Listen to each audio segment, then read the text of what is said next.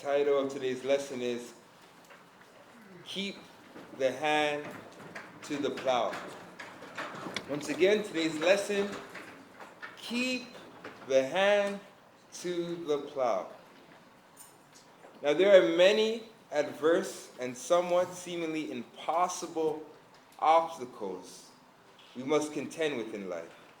Satan has many diverse traps, also by which he attacks the righteous in hope of seeing them fall. Also, the Most High also chastises people in an effort to make his perfect man, woman of faith to follow him. Right? So, we go through all these. It's like which one's which that we're going through at the time right now. Is this chastisement is for us to make us stronger, to go through it, right? Is it the adversary trying to destroy what you're trying to do? You know what I mean? All those different things can be a factor. With so many challenges, why should we ever fight? And sometimes we ask that question, right? With all these challenges, with all these obstacles, why go on? It's easy to give up. You might as well give up. It seems pointless. But really and truly, we know that that's exactly what the adversary wants. Satan wants us to give up. He wants us to go back to the old mindset we once had, the old person we once were. So read it again. With so many challenges, why should we even fight? Why not become like the rest of the world and just accept the way of this present world and not fight? The answer is because we were called for a higher purpose, and the Father chose us from the womb to do his will. Now, think about it. If many of us had that mindset, just give up, why fight? We wouldn't have stories like Judith. We wouldn't have stories like David. Right? So giving up is really not an option for us. And I used to think about it because in this truth, you suffer. Christ told us no servant is above his master. But in this life, without Christ, you still suffer. Only without direction, without a purpose, without a reward at the end of it. But we suffer by default, just being the children of Israel. So I'd rather suffer with a reward at the end than just to suffer, to come out at the end of this only to suffer forevermore, for that eternal suffering. So what we're fighting for, it's worth the fight. And what we have to understand, the more we build, the more we do the Most High's work, the more we get efficient. The more, the point where we might even think, hey, I thought we were here. Is the more the adversary is going to do everything to stop the progress, to stop the growth, to keep us stagnant, to keep us distracted from getting prepared when we know the day of judgment is fastly approaching. So we can't lose hope. We can't allow whatever is happening that to some degree we feel we have no control over it, to allow that to dimmer that spark that the Most High has put in, that fire that the Most High has put in us. Right? And trust me, it gets challenging, it gets frustrating.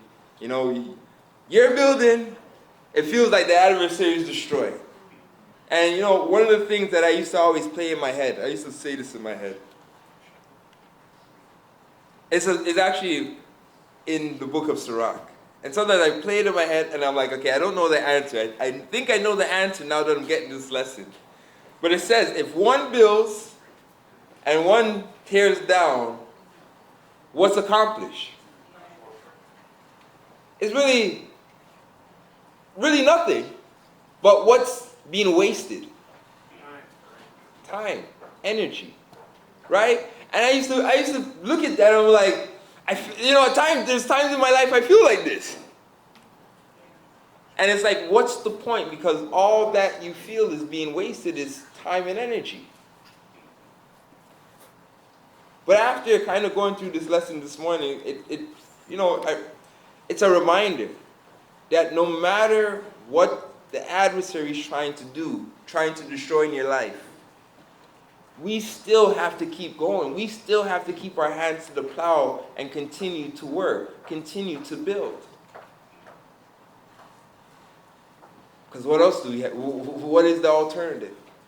Think about it. I think about when they rebuilt the temple.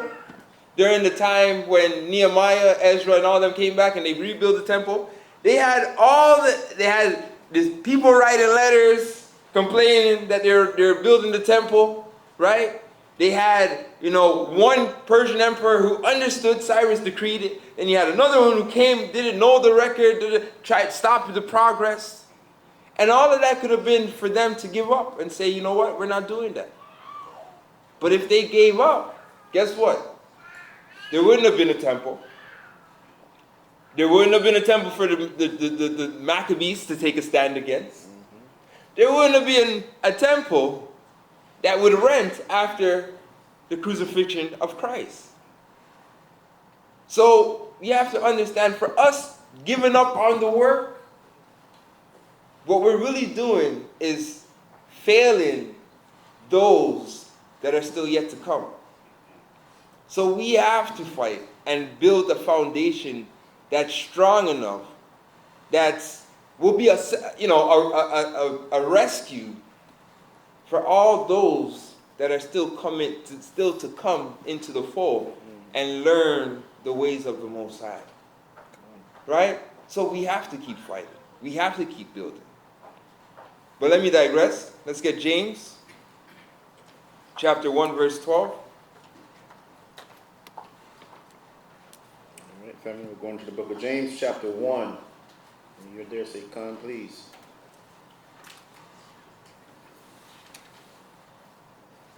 I'm thinking on your cue. Come. Ready? Mm-hmm. All right. Be picking up at verse 12, reading to 18. "Blessed is the man that endureth temptation, for when he is tried, he shall receive the crown of life, which the Lord hath promised to them that love him. Let no man say when he is tempted, I am tempted of the Most High. For the Most High cannot be tempted with evil, neither tempted he any man. But every man is tempted when he is drawn away of his own lust and enticed. Then when lust hath conceived, it bringeth forth sin, and sin, when it is finished, bringeth forth death. Do not err, my beloved brethren. Every good gift and perfect gift is from above, and cometh down from the Father of lights, with whom is no variableness, neither shadow of turning. Of his own will begat he us with the word of truth, that we should be a kind of first fruits of his creatures." Right? So of his own will, the Most High begot us through his word, which is Christ. And we really have to understand that. This work that the Most High has called us to, he selected us. And he used Christ to bring us together in these last days to accomplish this work that he has given us as a church. Let's get Hebrews chapter 12, verse 1. And while you guys are turning there, let's read verse 12 again. Right. James 1 and 12. "Blessed is the man that endureth temptation, for when he is tried, he shall receive the crown of life which the Lord hath promised to him that love him." Right? Now, sometimes we look at temptation as, the stuff that the flesh is attracted to. So staying away from, whatever we know that the Most High deemed is sin according to the flesh. Right? Sometimes we just look at it from that perspective of, okay, let me stay away from this temptation. Let me stay away from watching this. Let me stay away from, all those things. But sometimes the temptation we get is the temptation to quit. Right? Like, sometimes, the trials, the tribulations, the frustration, the politics, all those things, it's very tempting to say, you know what? I'm tired of this. I'll follow the Most High from home. Yes. And you want to quit. But by you stopping what the Most High is called you to do. I mean, imagine if Christ quit. I'm tired of Israel. You know what, Father? I'm going to sit down. They'll deliver themselves. Imagine if he had that mindset.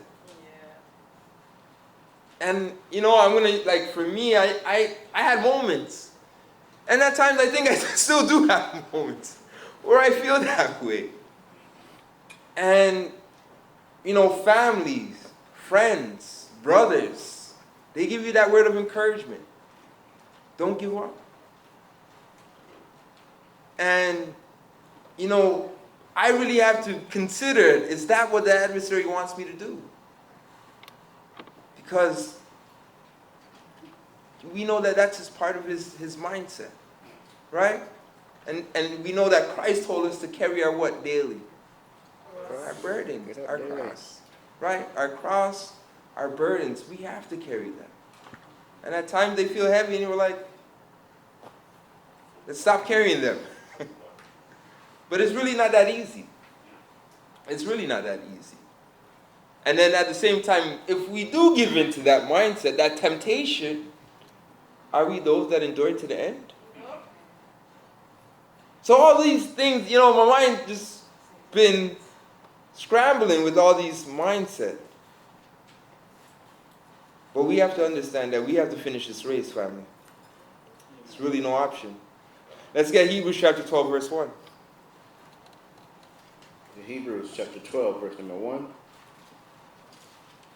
Wherefore, seeing we also are compassed about with so great a cloud of witnesses, let us lay aside every weight and the sin which does so easily beset us, and let us run with patience the race that is set before us, looking unto Yeshua, the author and finisher of our faith, who for the joy that was set before him endured the cross, despising the shame, and is set down at the right hand of the throne of the Most High. Right? Read that again. For what was set before him?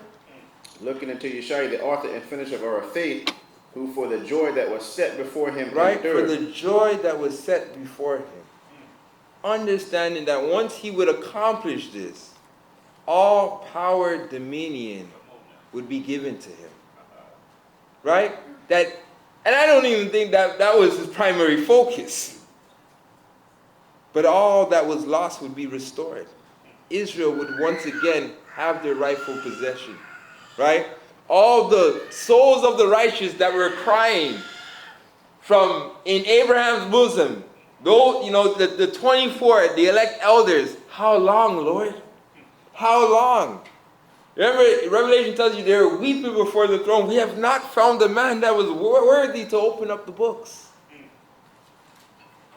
So Christ understood, looking at the mission that he was given, understanding how through that, what was lost would once again be restored. The promises that were given to Abraham, Isaac, and Jacob would once again be put back in their rightful positions. Right? And that alone was good enough. Everything that he went through didn't mean nothing because he had his focus on the prize. Continue to go. Continue to read. Sorry. That was set before him endured the cross, despising the shame, and is set down at the right hand of the throne of the Most High. For consider him that endured such contradiction of sinners against himself, lest ye be wearied and faint in your minds. Right? Now, some of us, we can say, well, you know, we need some chastisement based on, you know, our prior sins and our prior lifestyle. You're like, you know, we needed some to be straightened out. Right? But what crime did Christ do? And yet, he himself, he had to go through it and endure it and come out with the victory. How much more us? Go on. Ye have not yet resisted unto blood. Right? He got the full package. He was tortured. He was pierced. He was mocked. He was ridiculed. He was betrayed by those who he loved. And yet all of that he carried and came out with the victory. And yet some of us, we're dealing with compartments, with betrayals, you know, people's rumors. You know, we got fractions of it. but we have not resisted unto blood yet.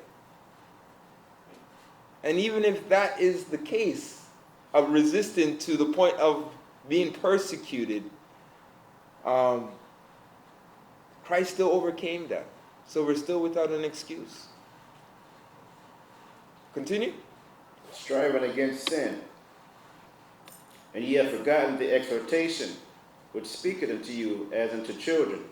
My son, despise not thou the chastening of the Lord, nor faint when thou art rebuked of him. Right, and sometimes we forget this. Sometimes we forget we are going to go through things.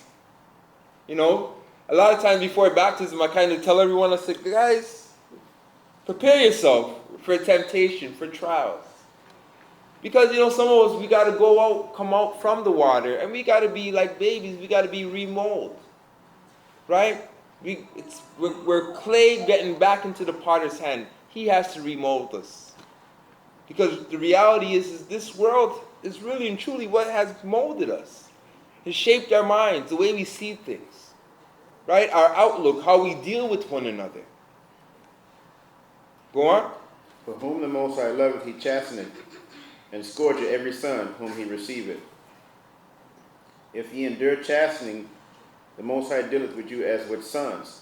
For what son is he whom the Father chasteneth not? But if ye be without chastisement, whereof all are partakers, then are ye bastards and not sons. Furthermore, we have had fathers of our flesh, which corrected us, and we gave them reverence. Should we not much rather be in subjection unto the Father of spirits, and live? For verily, for a few days chasteneth us after their own pleasure, but he for our profit, that we might be partakers of his holiness. Now no chastening for the present seemeth to be joyous, but grievous. Nevertheless, afterward it yieldeth the peaceable fruit of righteousness unto them which are exercised thereby. Wherefore lift up the hands which hang down, and the feeble knees, and make straight paths for your feet, lest that which lame be turned out of the way, but let it rather be healed. Follow peace with all men, and holiness, without which no man shall see the Most High. Right? So follow peace with all men and holiness. Right? So regardless of the trials and whatnot, we still have a way we need to carry ourselves and conduct ourselves. Right? But many get faint in their walk while experiencing the chastising of the Most High. But don't realize that this is done to help to perfect you so that you may inherit the kingdom to come. Right? So a lot of times, I'm going to tell you, sometimes you go through some stuff, you may not understand why you're going through it, but eventually you start to gain the wisdom on what the Most High was trying to do. The lesson that was in there for you to learn. Right? But very important, we don't miss those lessons. We can get so consumed and frustrated with what's going on and miss the lesson that the Most High is trying to show you. Right? Let's continue. Or let me continue to read, should I say? Yeah. Therefore, we should praise the Most High even more and walk the straight path. We must not follow the spirit of bitterness to come in and shake us, causing us to be corrupt in our judgment towards each other and towards the Father. And that's the challenge, because when you're going through these stuff and whatnot, and especially when people are not playing by the same rules you're playing by. You see what I'm saying? So you're following the law, you're being truthful, you're not bearing false witness. People ain't playing by these rules. And the adversary tells you, you know what? Eye for an eye, tooth for a tooth. Right? It's in the Old Testament. And now you start playing by the same rules, evil for evil, not the rules given to you by Christ. Right? And it's tempting at times. But that's what the adversary wants. You'll never win that battle that way. In fact, you'll only make yourself worse. Right? Let's continue. 1 Corinthians chapter 9, verse 24. But going back to that chastisement, we know that the Most High is doing it to be beneficial unto you. Not for his own personal enjoyment. Right? And I'm saying that because some of our parents used to beat us. Mommy, why are you beating me? I just want to beat you. You don't really get the answer. You probably said something that you shouldn't have said. But they're not, they don't, sometimes you don't get the full understanding, wisdom on why I should pick up the belt. Right? You just, all right, mommy. Let me leave myself alone. Let me digress. Let's get 1 Corinthians. Let's go there. All right, 1 Corinthians chapter 9, verse number 24. Know ye not that they which run in a race run all, but one receiveth the prize? So run that ye may obtain. And every man that striveth for the mastery is temperate in all things. Now they do it to obtain a corruptible crown, but we an incorruptible. I therefore so run, not as I uncertainly, so fight I, not as one that beateth the air. That's right. So when we run, are we running with purpose? Are we living our lives, right, every day with the purpose to serve the Most High? Or are we just going through the course of life, right, from week to week? Shabbat, I reset. Sunday, I'm back into world mode. And then I reset again every Shabbat. Or are we taking every day the lessons the Most High has given us? Right? The challenges that we're faced with. Like I got to deal with a work colleague. Am I still abiding in the law? Abiding in the love of Christ? Even when I'm not, amongst those who know the law.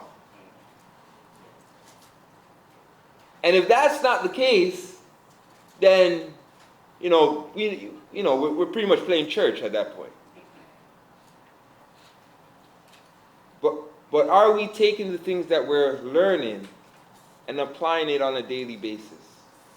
And by us applying it, what are we also doing? We're also allowing the goodness of Christ, that light of Christ, to shine outside of these walls. Right? And that's really all of our responsibilities as followers of Christ, as his ambassadors. Right? So it's very important that we're just not, thou shalt not bear false witness when I'm here. But outside here, I'm doing a lot of false witnessing. I'm doing lying, I'm stealing, I'm cheating, and all those things that, we know that we can't do. Because really and truly, you're only fooling yourself, not the Most High. And it, really be sucked to get dressed up, come to Shabbat every week, only to come at the end and say, Lord, Lord, have I not done it? And he says to you, get away, I don't know you, you worker of iniquity. So we have to understand that we have to live this life with a purpose. And that purpose may be, hey, what? My purpose is to wake up the lost sheep of Israel. It's according to Christ's purpose. My purpose may be, they should go hand in hand. I need to fully work on obedience.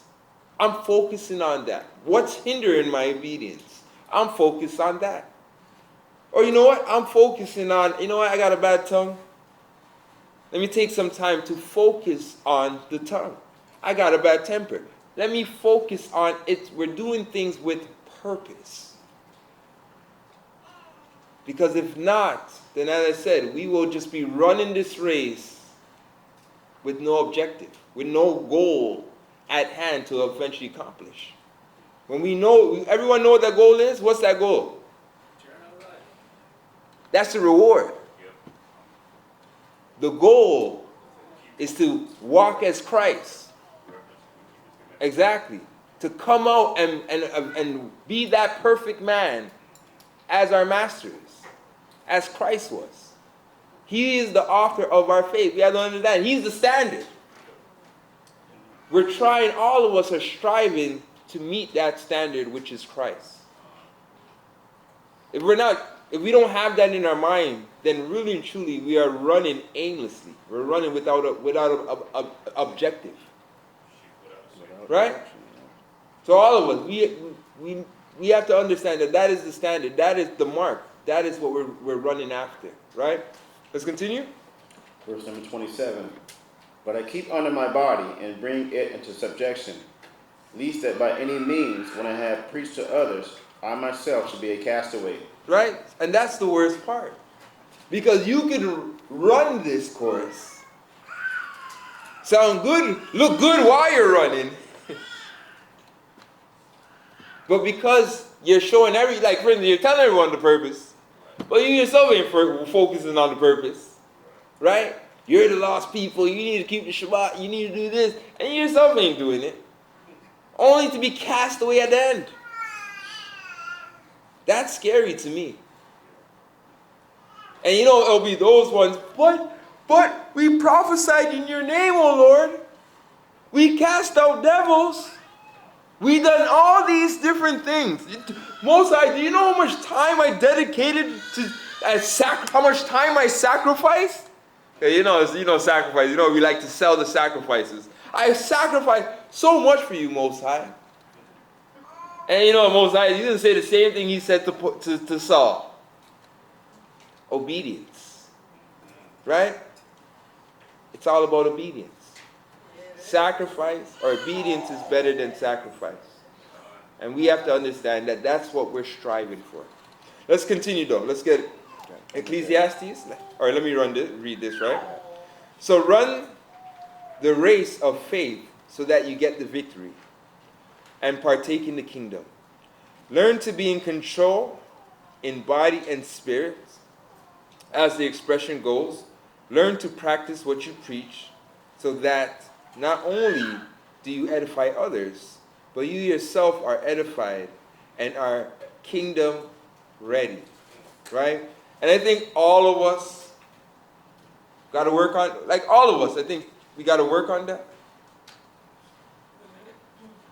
But let's get Ecclesiastes, chapter 9, verse 11.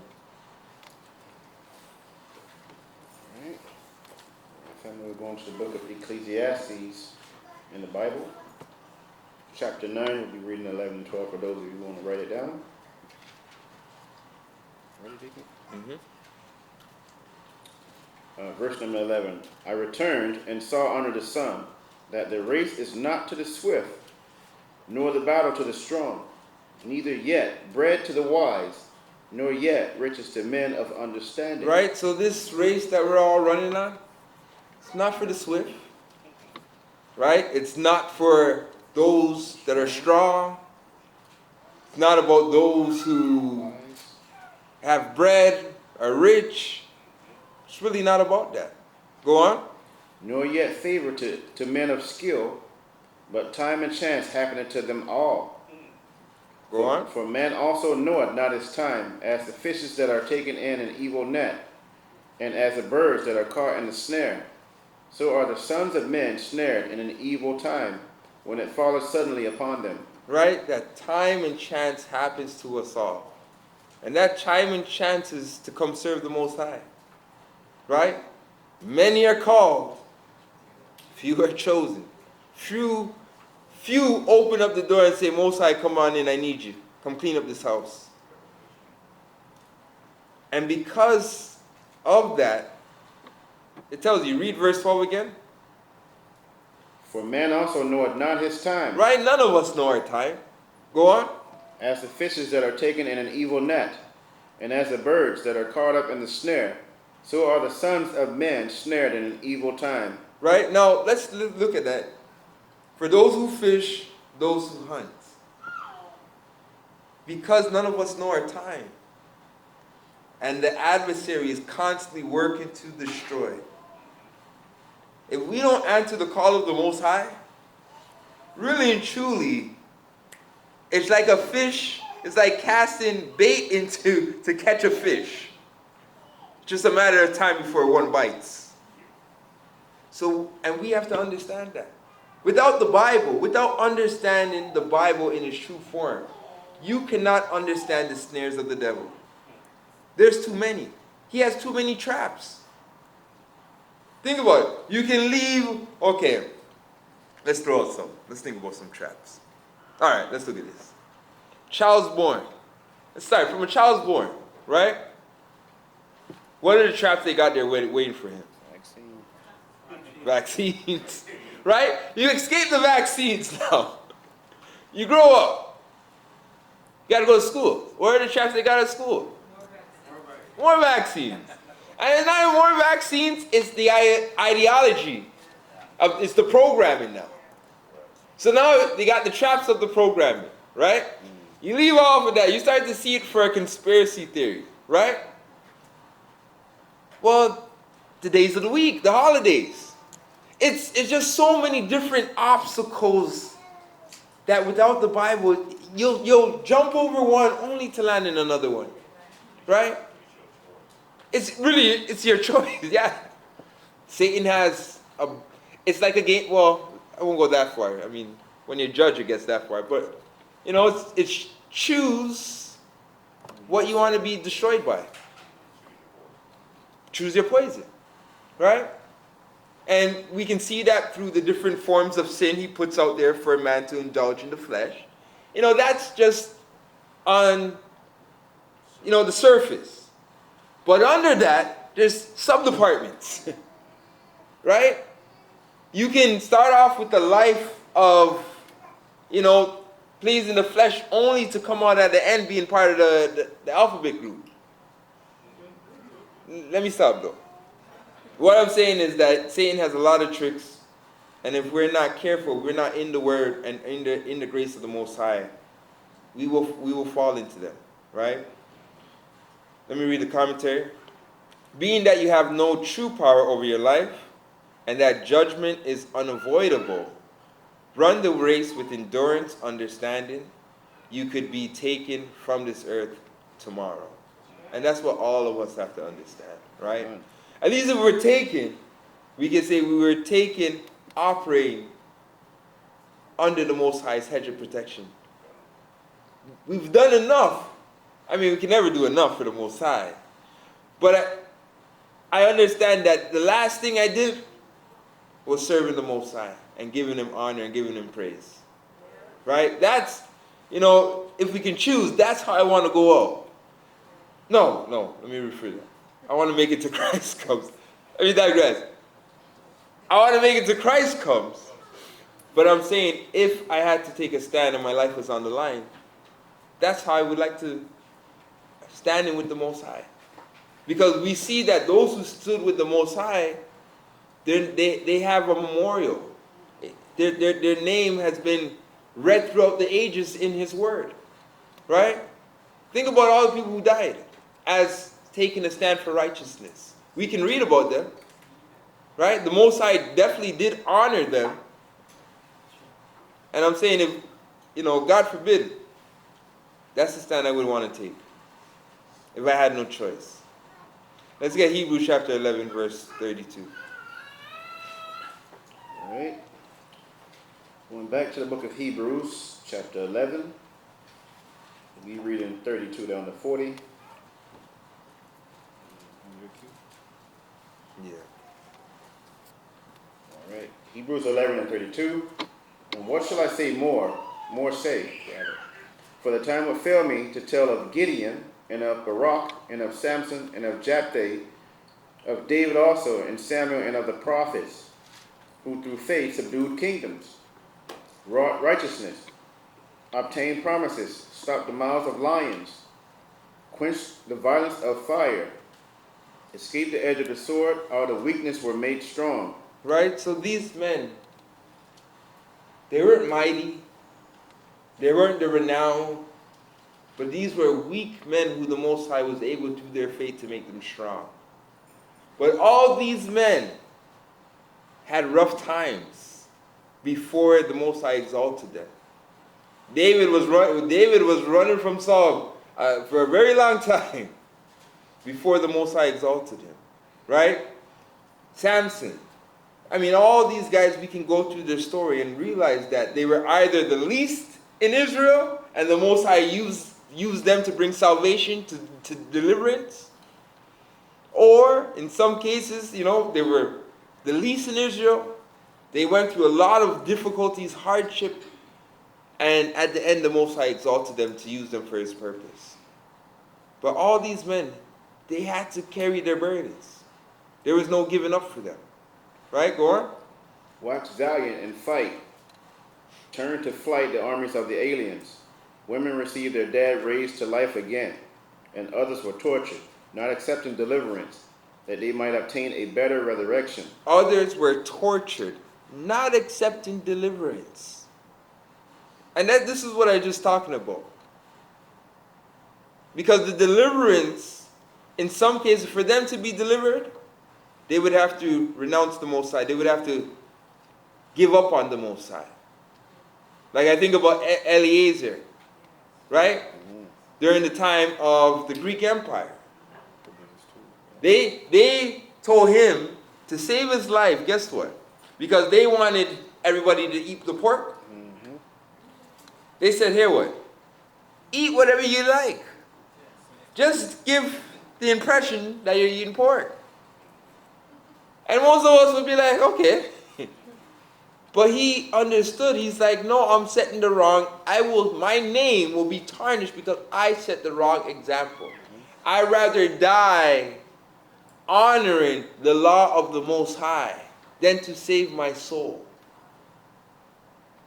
And that's really the mindset we should all have. Don't get me wrong. I want to see Christ break the atmosphere riding on the cloud. I would love to see that. But the reality is, blessed are those who see that. It's not guaranteed that we will all see that.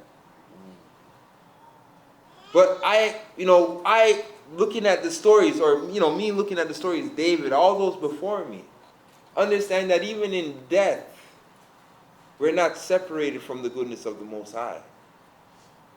And having that mentality is really what Satan's afraid of. Because Satan has used fear as a tactic of control. And has prevented us through fear from really reaching our true potential of what faith can do. Remember, Christ said faith can move mountains. Most of us, we're even too scared once we see the mountains. Once we see the obstacle, we already feel defeated at times. And that's not the spirit Christ gave us. Obstacles will come, and they will come from, in some cases, some of the closest places to us. Right? It could be family in some cases. Friends. Right? But we have to understand that with the faith of the Most High, we can conquer those things. He can get us through those things. But once we lose faith, then all hope is lost. And if all hope is lost, then what are we doing this for? This is pointless. We might as well go back home and go back into the world. But we know that that's not the case. We understand that the Most High's word will be fulfilled with us or without us. I'm just praying it's with us. Okay? Keep on going. Verse 36.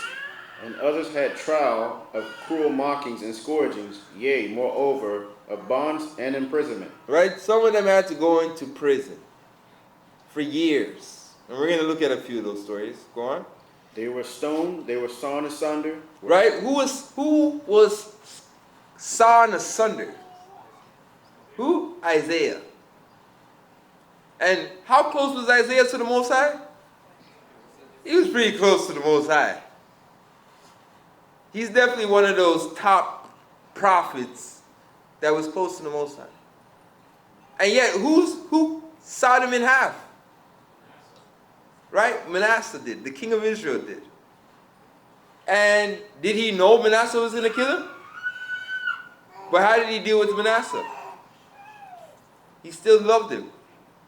He knew when he was a child that he would commit this crime. And Manasseh's dad, I think Manasseh's dad wanted to kill him. And he said no. How did Manasseh turn after though? He turned good. He came back as somebody who did so much destruction, repented, and came back and served the Most High in his later days. And it was too late to get to his son, but he left the example for his grandson. Continue. Were tempted, were slain with the sword. They wandered about in sheepskins and goatskins, being destitute, afflicted, and tormented, of whom the world was not worthy. They wandered in deserts and in the mountains and in dens and caves of the earth. And these all, having obtained a good report through faith, received not the promise. The Most High having provided some better thing for us, that they without us should not be made perfect. Right? Read that part again. God provided what? The Most High having provided some better thing for us, that they without us should not be made perfect. Right? So they without us. Meaning that until this last generation is played out, the dead in Christ won't be resurrected. So they are waiting for this last generation in order for them, for their bodies to be resurrected and them get those perfect bodies. But think about how long ago they fought and did what they did to receive the promise. And they still have not received the promise. So you think about what they went through, didn't receive the promise, only to wait for us, this last generation, this rebellious and wicked generation, this last one here. And yet, even with all that, it was worth it for them. They did it. They've accomplished it. So how much more us? How much more in these last days? Because we got big shoes to fill. David did his part. Maccabee, Judas Maccabee. He did his part. Samson did his part. All the righteous, they've done their part. Now we're in these last days. Are we going to do our part? Or will we just give up? We'll leave it in God's hands. We have to endure, family. Let's continue. Commentary. So we quickly forget in our lives that many came before us and experienced far greater adversities when standing for the Most High. Be mindful that to obtain such great things to come, we must stand as our righteous forefathers and mothers. They went to their death solely on faith, as Christ had not come yet as a sacrifice, but they believed he would, right? All of them had to die believing that, you know what, we will be resurrected, that after this earth falls away, there will be a new heaven and earth, and we will be part of it. All of them had to believe that and conducted their life in that belief, right? That belief shaped their mindset as well as their life. Let's get 2 Peter chapter 3, verse 8. Right. The book of 2 Peter chapter 3, reading 8 to 15. And you're there, say con, please. Ready? Mm-hmm. All right, verse number 8. But beloved, be not ignorant of this one thing, that one day is with the Most High as 1,000 years, and 1,000 years as one day. Right, we read this last week. Keep on going though. The Most High is not slack concerning his promise. Right, so the Most High is not slack concerning his promise. The promises will come, family. We just got to hold on tight to see them. But they're coming. And as we can see with the time shift, Most High is, doing his own time saving, that we're seeing the stage being set for the last episode to play out now. Right? We're seeing the players everybody's starting to take their position.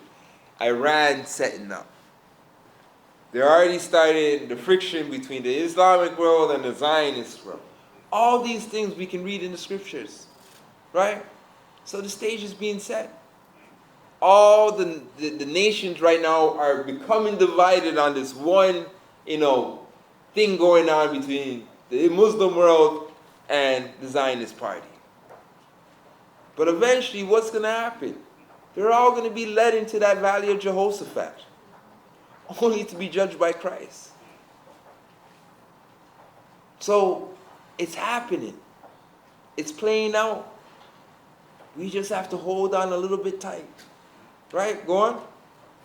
The Most High is not slack concerning his promise, as some men count slackness, but is long-suffering to usward, not willing that any should perish, but that all should come to repentance. But the day of the Most High will come as a thief in the night, in the which the heavens shall pass away with a great noise, and the elements shall melt with fervent heat. The earth also and the works that are therein shall be burned up. Seeing then that all these things shall be dissolved, what manner of persons ought ye to be?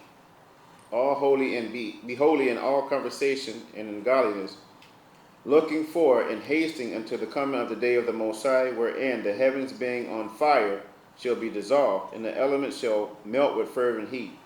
Right? And we know that this is when the Father himself comes. But it says, sorry, read verse 10 again. Verse 10? Or verse 11, sorry. Verse 11. Seeing then that all these things shall be dissolved, what manner of persons ought ye to be? Right? All holy conversation. So us seeing that all of this is falling apart. Babylon's falling, the world's falling, the world economics is falling, famine, all of this is life as we know it is falling apart. Looking at the grocery store, I'm not looking at my wife's looking at the grocery store. Honey, I see you. And price of living's getting through the roof, no? Yes. If it's like this now, what will it be in 5 years? Famine. Pretty much a famine. So we're seeing that all this is, and it's systematically being done. Forced famines, right? Slowing up things that are being imported in. All these things are being systematically done. But for us who have eyes to see, we understand what the agenda is. The Bible talks about it being Jacob's trouble, that there's no day like this or will ever be again. So we understand that, as I said, it's coming apart. So as this is coming apart, what's the mindset we need to have? Righteous, be striving to be righteous, to be holy, to be under the hedge of the Most High, so that when this destruction comes, you know where I want to be? In that secret place. Right? And the only way to get there is through Christ. You can't get there no other way. So that's what we should be striving for. That's what we should be working on. Building that relationship with the Most High daily, understanding that the days ahead are evil. Because some of us, we're going to wait? We're going to wait to the day. They're going to have some that wait to the day. Most High, I'm calling you now. Brother, I gave you 5 years to call. I don't know you. Or I know you, but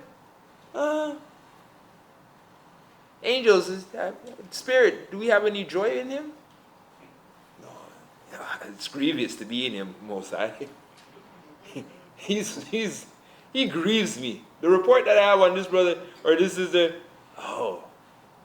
we don't want to be that. We want to be those that, Most High, he's a friend. Because the Most High, he doesn't leave his friends hanging. He's going to deliver his friends. So we need to strive to be close to the Most High. That we can be considered friends. Acceptable. And not acceptable as friends. And not his enemies. Because right now, he's about to unleash on the world. And he's coming for the enemies of the Most High. All those that don't fear him. Right? Let's continue. Verse number 12.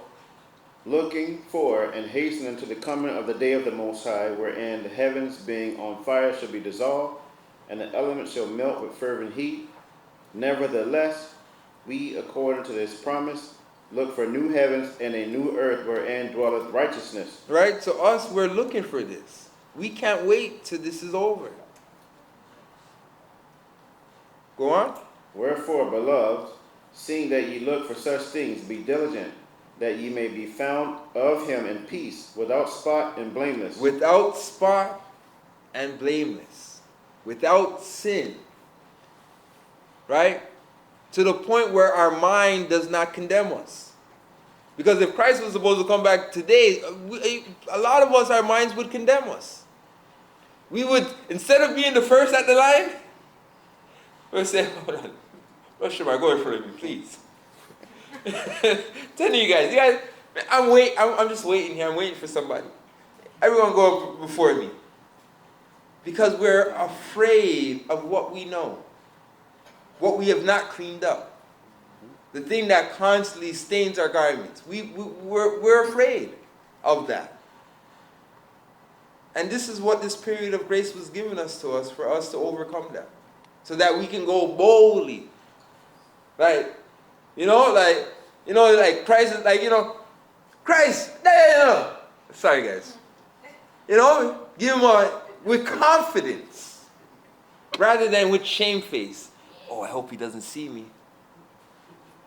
Trying to hide in a crowd, crying, hopefully you don't pick me out. Knowing that you will stand out. Guess why? Because the righteous will be nice and bright. While you and the garments, you're not supposed to be here. You're in the wrong place. You know what I mean? It's like everyone, because everyone will have their spiritual righteous garments. And you're there and you clearly don't fit the bill. Right? So no matter how we think we can hide, we're only fooling ourselves. Let me get back to the point. Go on. Verse number 15. And account that the long-suffering of our Lord is salvation, even as our beloved brother Paul also according to the wisdom given unto him hath written unto you. Right? So knowing that the Father will one day send his Son to judge the world, be not of a weak spirit in following him in diligence. Right? So we cannot have a weak spirit following him in diligence. Don't take the Most High in his long suffering for being weak and slack in keeping yourselves spiritually sober. And sometimes we can do that. Right? Sometimes we can say, you know what? There's grace. And we start to abuse grace. Right? We got to be careful of that. Because, we're playing with sinning willfully. Right? So we have to, we can't fool ourselves and think, you know what? Or, some of us, guess what? Charity covers the multitude of sin. Well, I did bad week. Let's be charitable, huh?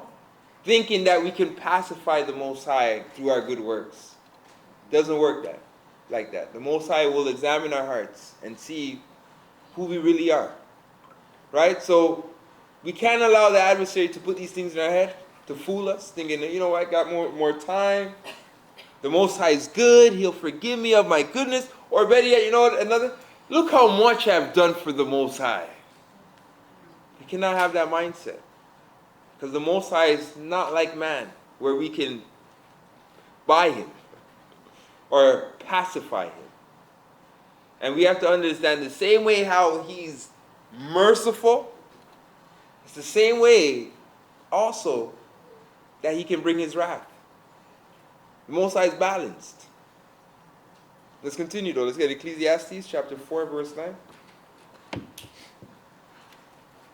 Of Ecclesiastes chapter 4, reading from 9 to 12.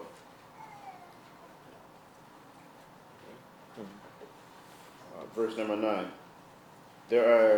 Two are better than one, because they have a good reward for their labor. For if they fall, the one will lift up his fellow. But woe to him that is alone when he falleth, for he hath not another to help him up. Again, if two lie together, then they have heat. But how can one but be warm alone? And if one prevail against him, two shall withstand him, and a threefold cord is not quickly broken. Now what do we get from this? What we just read, what do we get from this? We can't walk alone. that we're stronger together. Right? The adversary wants you to be alone.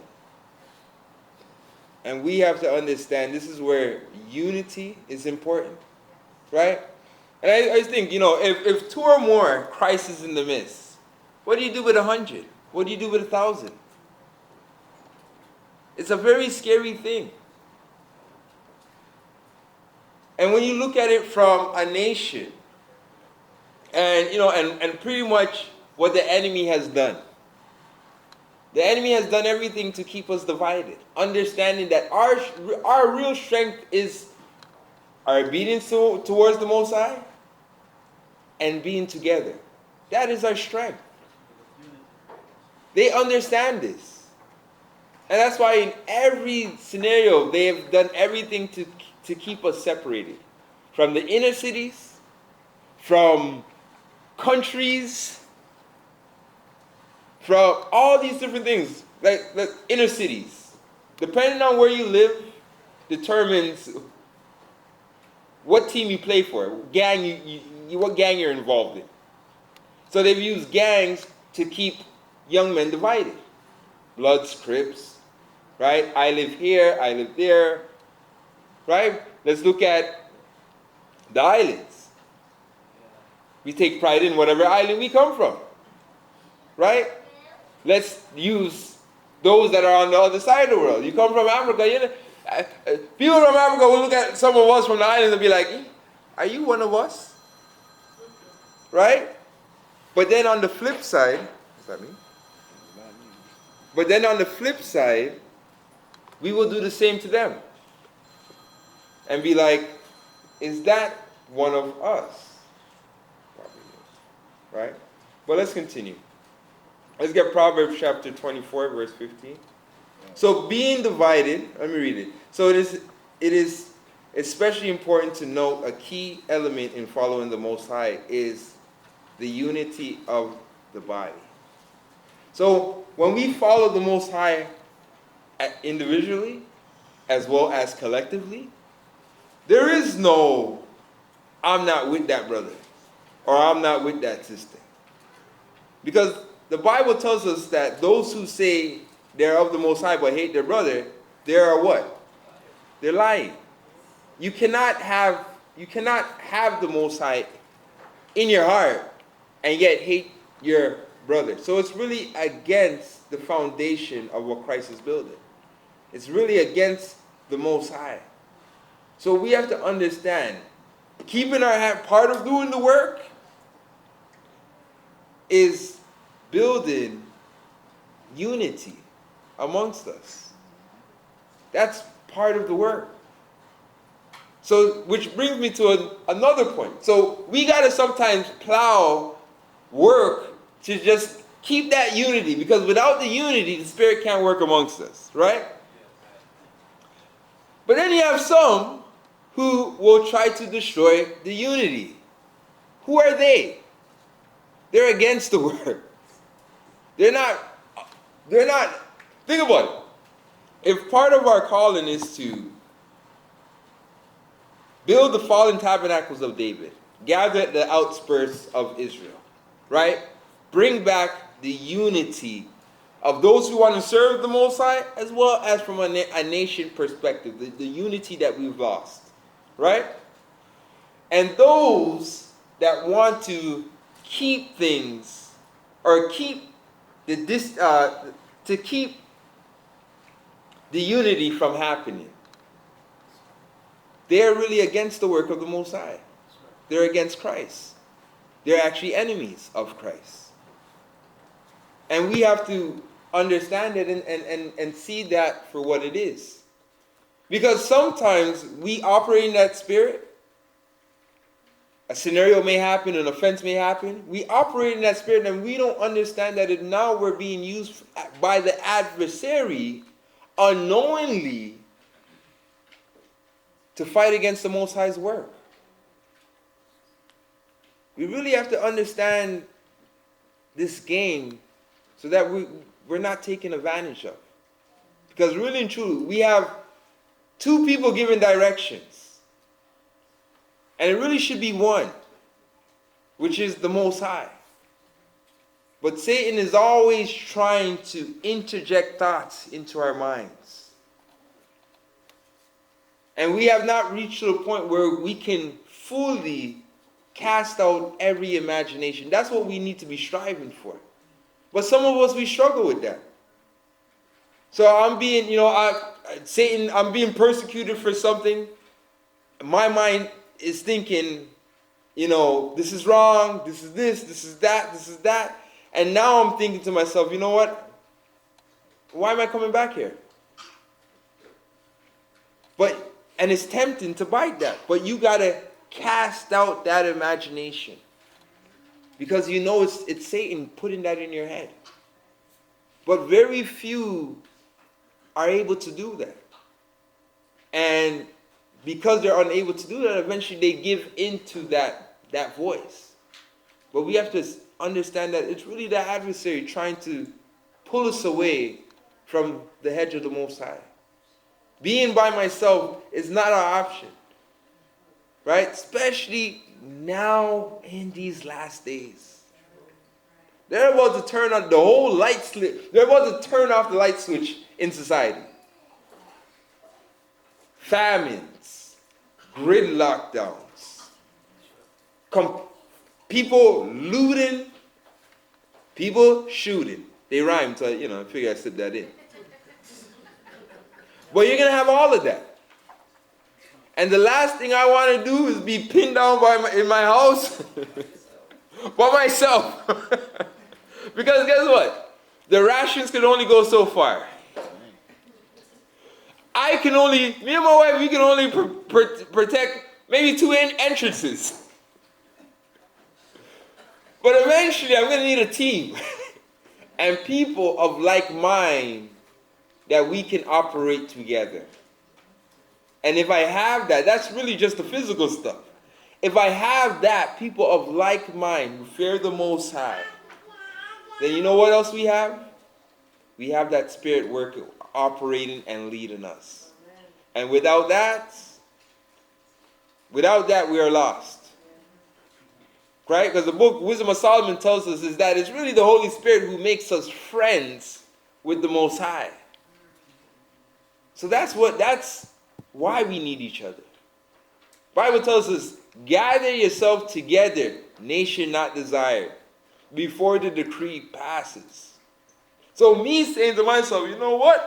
Most High gave me a command to gather myself before the decree has passed, before the day of Jacob's trouble hits. And I say, I'll go back at home. Well, the destruction that I may land in, I can only blame, my blood is on my own hands. Because the Most High told me, assemble yourself, gather yourself, because the day is coming.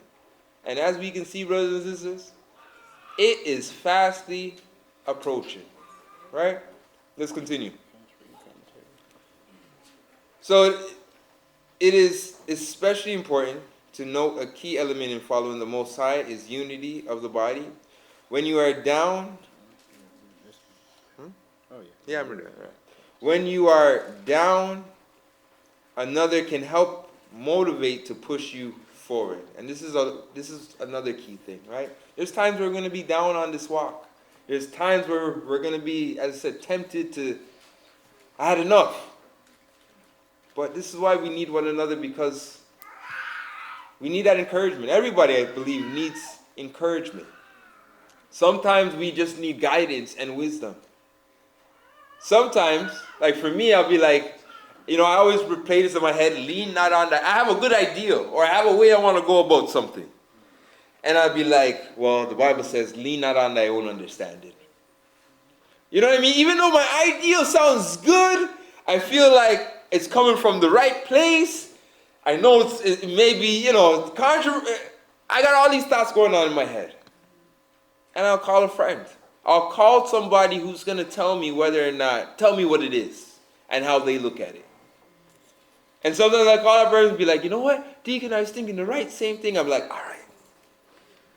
I know it's not me leaning on my own understanding. Somebody's seeing, sometimes if I experience something, even if it's a bad experience, I'll call someone up and be like, bro, am I the only person that saw that? And I do this, why? Just to be careful I'm not leaning on my own understanding. Right? Because my own understanding, my own heart can deceive me. So sometimes having the right people around you, because if I'm left by myself, who knows where my mind will take me? My mind will take me some places. And to some degree, if you don't have a filter, is the Holy Spirit taking your mind there, or is it Satan trying to take your mind there? You need a filter. And having brothers and sisters can help to be that filter. Right? Let's get Proverbs chapter 24, verse 15. All right, in the book of Proverbs, chapter 24, reading 15 and 16. It reads, Lay not wait, O wicked man, against the dwellings of the righteous. Spoil not his resting place.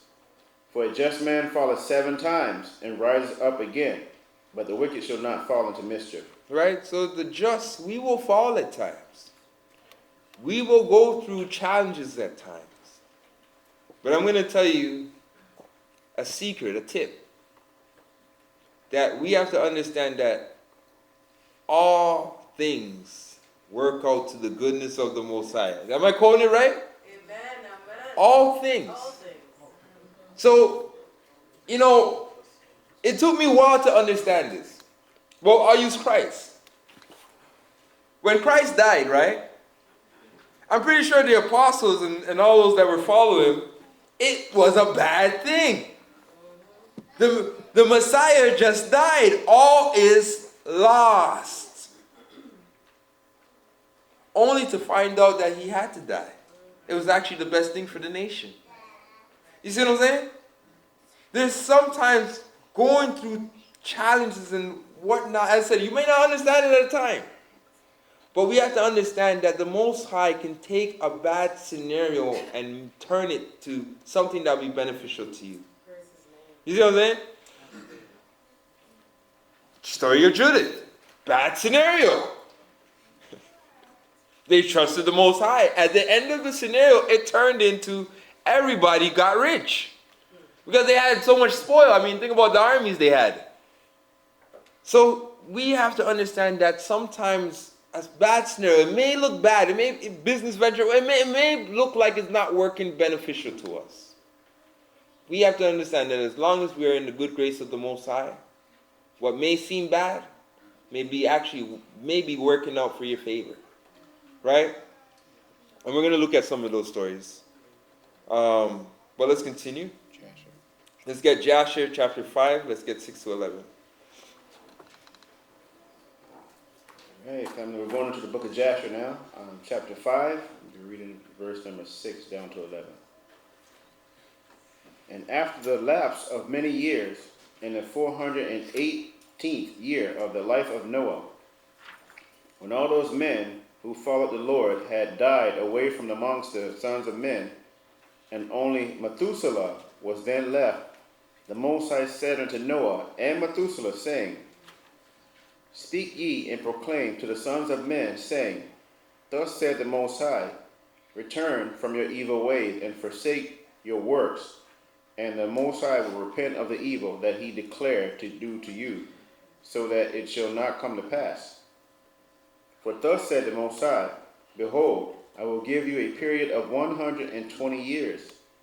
If you will turn to me and forsake your evil ways, then will I also turn away from the evil which I told you, and it shall not exist, said the Most High. And Noah and Methuselah spoke all these words of the Lord to the sons of men day after day, constantly speaking to them. But the sons of men would not hearken to them, nor incline their ears to their words. Right, so for 120 years, Noah and Methuselah went out every day to speak to the sons of men. You imagine how frustrating that could be? Right? You every day you're going out to talk to people that really do not want to hear from you. Really and truly. But they endured that. They endured the ridicule, because I'm pretty sure they got ridiculed. What are you talking about? It's going to rain. It never rained before. They had to deal with those things. But they endured it. They did it faithfully every day for 120 years.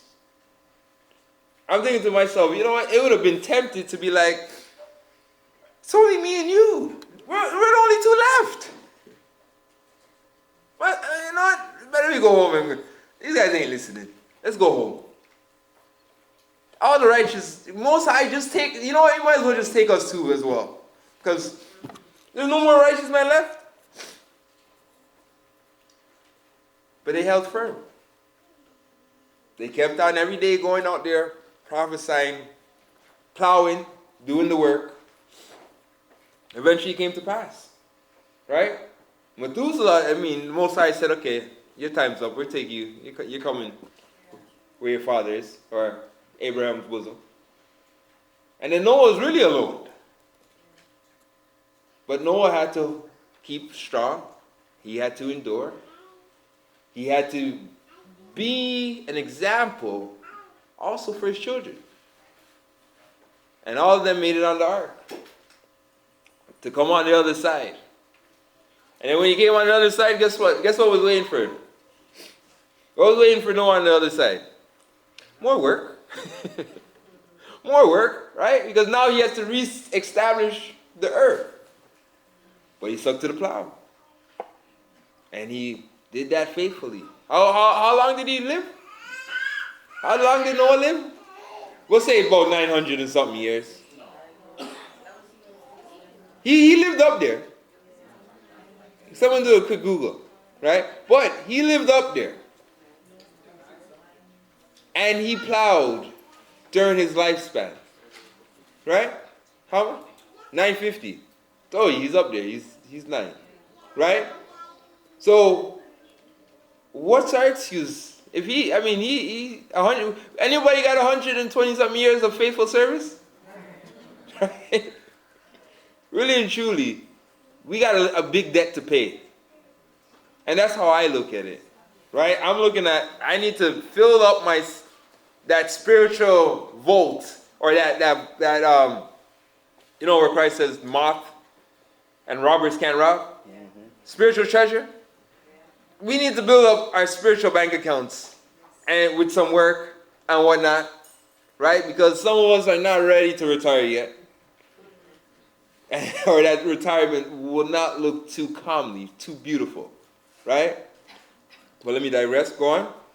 And they were stiff-necked. And the Lord granted them a period of 120 years, saying, if they will return, then will the Most High repent of the evil, so as not to destroy the earth. Right? So Noah endured prophesying to the wicked people of that generation for 120 years. Imagine waiting on the judgment for as long as he had to. We, in our programming, have learned to be very impatient, where many of our forefathers endured great lengths of time to see judgment. We must take on the attributes of long-suffering, like the fathers, in order to make it, right? Now, for some of us, it's kind of like a mixed feeling, right? Depending where you are on your walk. It's a mixed feeling, though. Some of us be like, we can't wait for the Most High. We want the kingdom right now. For some of us, it's like, boy, Father, I need a little bit more time. Because I got some stuff that I'm still working on to be ready for the kingdom.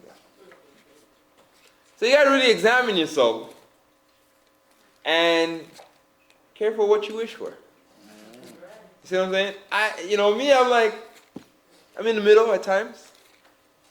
I want the kingdom now. But at the same time, I know I still have to strive for that mark. I haven't met the mark yet. But I'm not running aimlessly either. Right? Let's continue though. With Jasher. Standing Jasher, 77. So we're going Jasher 77, verse 23. And we're going to jump. Go on though. All right. The book of Jasher, chapter 77, verse number 23. And they took and put him into the prison house, and Moses was in prison 10 years. And whilst Moses was in prison, in the prison house, Zipporah, the daughter of Reuel, took pity over him and supported him with bread and water all the time. Jumping down to 25 here. And the Moses saw the burden of the children of Israel and their heavy work in those days, and he determined to deliver them.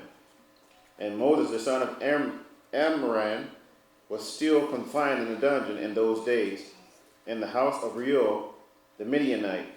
And Zipporah, the daughter of Reuel, did support him with food secretly, day by day. And Moses was confined in a dungeon in the house of Reuel for 10 years.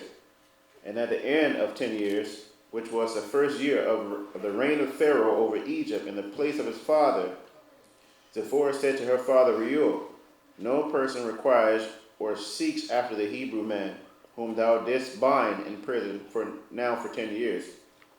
Now therefore, if it seem good in thy sight, let us send and see whether he is living or dead. But her father knew not that she had supported him. And Reuel, her father, answered and said to her, has ever such a thing happened that a man should be shut up in prison without food for 10 years, and that he should live? And Zipporah answered her father, saying, surely thou hast heard that the God of the Hebrews is great and awful, and does wonders for them at all times. He it is who delivered Abraham from Ur of the Chaldeans, and Isaac from the sword of his father, and Jacob from the angel of the Lord, who wrestled with him in the ford of Jabbok. Also, with this man has been done many things. He delivered him from the river in Egypt, and from the sword of Pharaoh, and from the children of Cush. So also can he deliver him from famine and make him live. And the thing seemed good in the sight of Reuel, and he did according to the word of his daughter, and sent to the dungeon to ascertain what became of Moses. And he saw, and behold, the man Moses was living in the dungeon, standing upon his feet, praising and praying to the God of his ancestors. And Reuel commanded Moses to be brought out of the dungeon. So they shaved him, and he changed his prison garments and ate bread. And afterwards Moses went into the garden of Reuel, which was behind the house, and he there prayed to the Most High's power, who had done mighty wonders for him. Right? So even after 10 years, Moses' faith increased, and he was found praying upon his release. We must become of the same spirit that in adversity, we actually develop spiritual strength. So let's look at this for a second. Moses grew up in luxury, right, under Pharaoh. Eventually, through his love for his people, he was banished from there. A lot of people don't know that he went amongst the Ethiopians. He ruled in Ethiopia for a time period, right? Eventually, because he didn't want to have an heir with, right, those people, eventually they let him go, right? He met Potiphar's wife, daughter, I believe that's his name, right? Or his father-in-law, right? His daughter. He was thrown in prison, 10 years, came out, served the Most High. Now, there's a lot of stuff that's within all that we just talked about, that he just did. There's a lot of stuff that we can miss, right? So let's think about it. He was used to living a luxury lifestyle. Most High had to break that spirit. He went into jail. He was there for 10 years. During that time of his imprisonment, he had to have been sharing. Because how does she know about the goodness of the Most High? You see what I'm saying?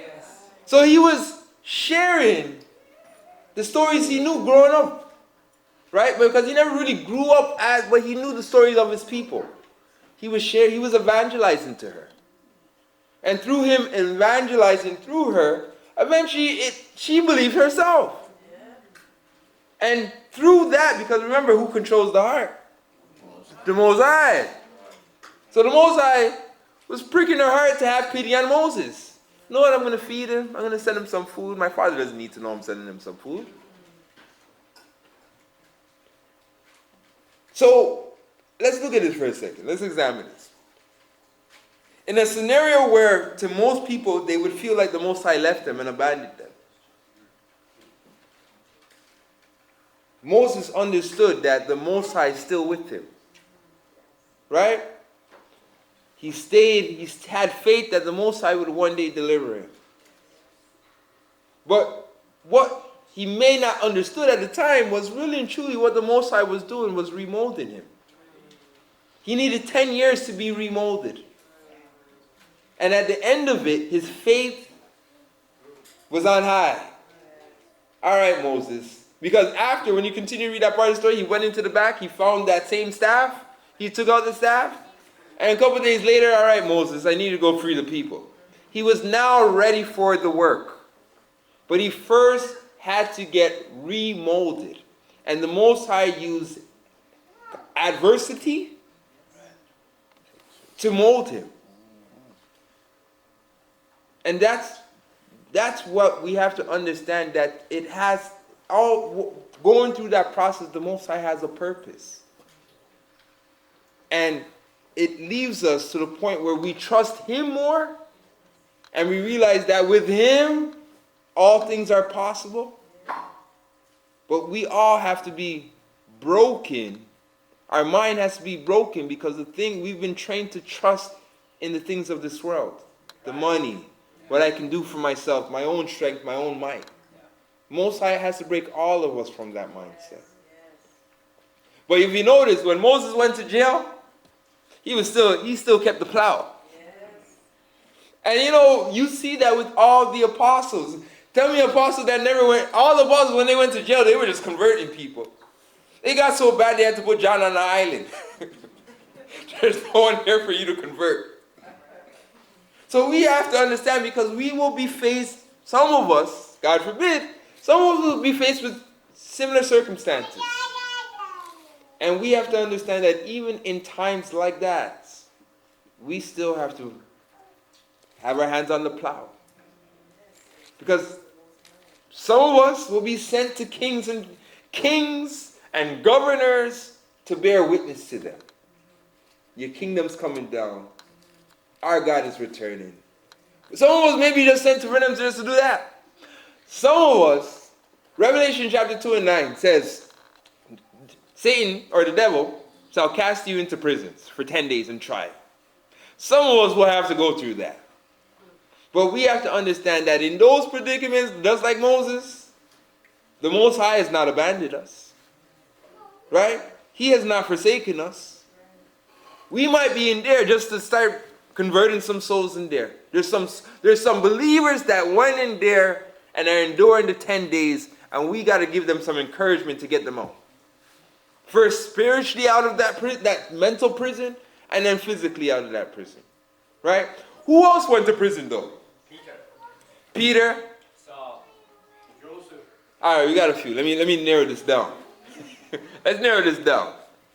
Joseph went to prison. Right? Book of Joshua tells you Joseph went to prison. He was in prison for 10 years too. 10 years too. Jeremiah. Huh? 10 years. He had to do 2 extra. Thank you. Because I know I'm not mistaken with that. Joseph was in jail 10 years. So after the Potiphar scenario, he was falsely accused. I mean, everything. Brother did no wrong. They threw him in jail. He was in 10 years. He would have got released in 10 years. He had a dream. Right? Most I said, okay, let me see what you're going to do with this dream. He had a dream.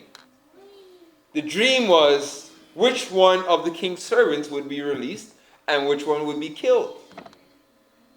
He told the one who would be back at the king's side what would happen. But you remember what he said to him? Remind the king.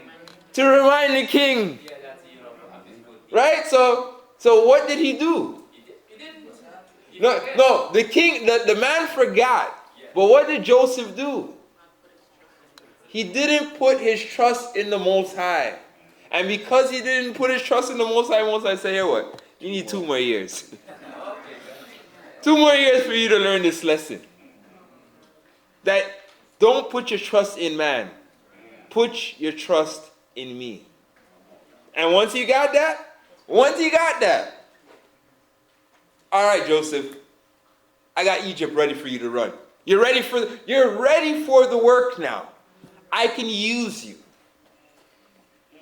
But the Most High cannot use us until he completely, not completely, but until he molds us and prepares us for the work he has called us for. And very few understand that process, therefore they never come to see it to its fullness. Because the minute it starts to get rough and tough, I had enough. Not understanding that really and truly, the Bible tells you, and remember, a lot of us, think about this. Prior to coming to what we call the truth, we never knew serving the Most High, life is going to get harder before it gets easier. We never knew that. So a lot of people, when they feel the chastisement of the Most High, they automatically have it in their head, I must be doing something wrong. God, why are you not with me? And they're praying, looking for an answer. And he's like, the answer is in the book. Look at all the examples set before you. They all had to go through it. I didn't even spare my own son from it. He had to go through it. So to think you're going to come any other way, what does that make you? You're a robber. There's only one way. And we're going to have to get this going through that fire of adversity. We have to understand it. And like soldiers of Christ, and even the sisters as soldiers of Christ, because Judith, she went out there as a soldier of the Most High. We all have to, for lack of better words, man up. Not for the sisters, sisters, that's why it's a lack of better words. But we all got to carry our own load and do our part to fight this battle between the children of darkness and the children of light. This is what this is about. Let's conclude. Go on. I read the commentary. Yeah, read the commentary. So even after the Moses again, right? Mm-hmm. So even after 10 years, Moses' faith increased and he was found praying upon his release. We must become of the same spirit, that in adversity we actually develop spiritual strength. Let's go Joshua chapter 79, and we're going to go 56 to 57, and then we're going to jump to chapter 80. All right, the book of Joshua, chapter 79, verse number 56. And Moses and Aaron dwelt among their brethren, the children of Israel in Egypt. And as for the children of Israel, the Egyptians embittered their lives with the heavy work which they imposed upon them. Jumping to chapter 80, reading verses 1 and 2.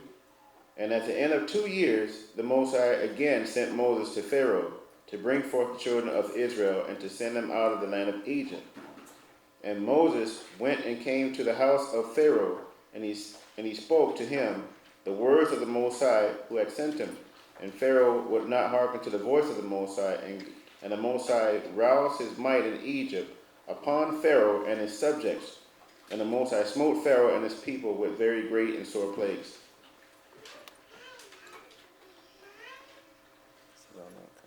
Oh, sorry. So even after 10 years, I'm right here. Most people, without the book of Joshua, may be under the impression that the children of Israel left Egypt in a matter of a few weeks. It took years and many plagues, and yet Moses stood with his people and endured. We were given time to get right, even before leaving Egypt. Just like now, we must take this opportunity to focus on changing ourselves. Right? So Egypt didn't just happen all of a sudden.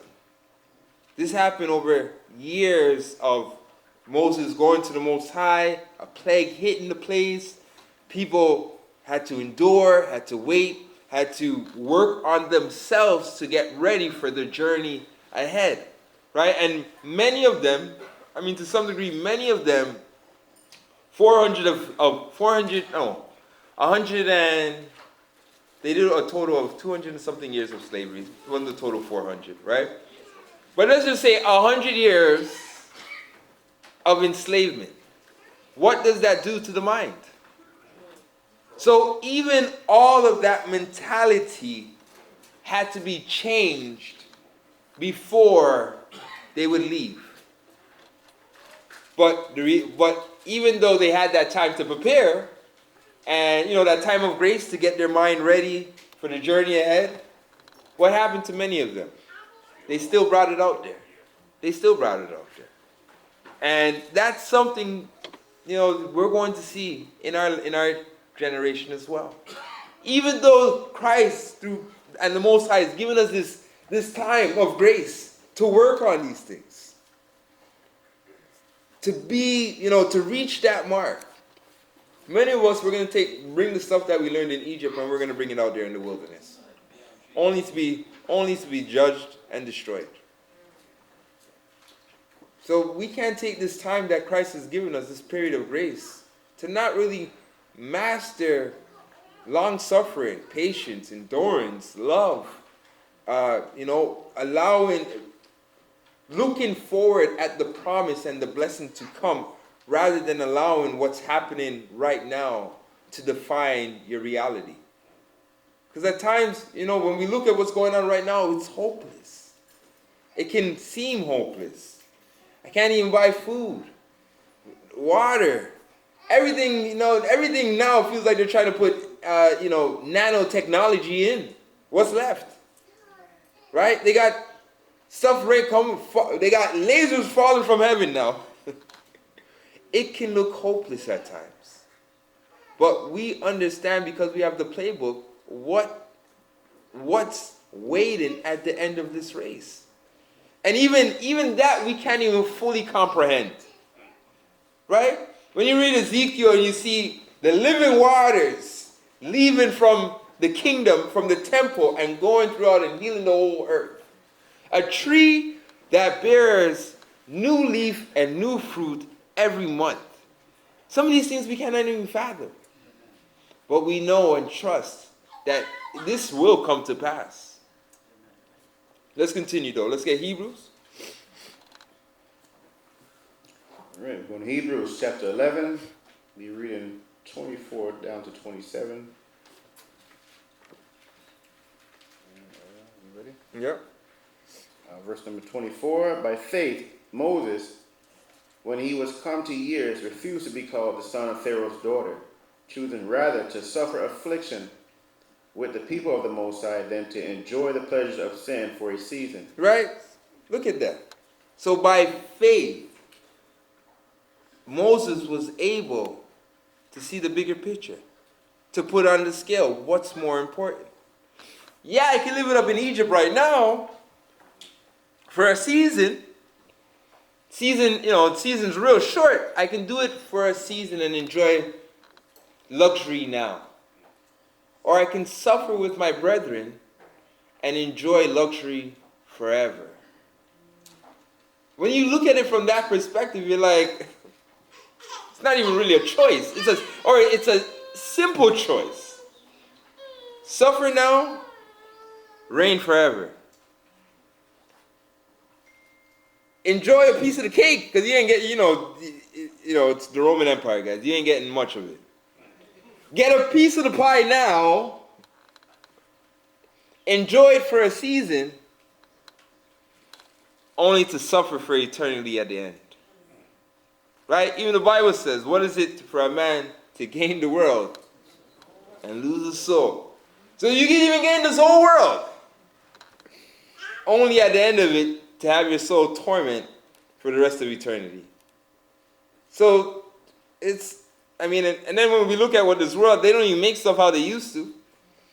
You look at some of the stuff that we would buy that would be considered quality, and you find out it's really made in China. It's cheaply made, that's what I'm trying to say. Cheaply made, right? So this world has nothing to offer us. There's nothing left for us here. it's time for us to look for the kingdom ahead. Okay? All right, let's end off Revelation chapter 3, verse 5. Look at Revelations chapter 3, verse number 5. He that overcometh, the same shall be clothed in white raiment, and I will not blot out his name out of the book of life. Right, so he who overcomes what? He that overcome, the same shall be clothed in white raiment, and I will not blot out his name out of the book of life, but I will confess his name before my Father and before his angels. He that hath an ear, let him hear what the Spirit saith unto the churches. Right, so overcome, let us overcome, family, and endure. And no matter where you are in this earth, never stop doing the work, and you shall inherit the kingdom. With that being said, Shabbat Shalom, family.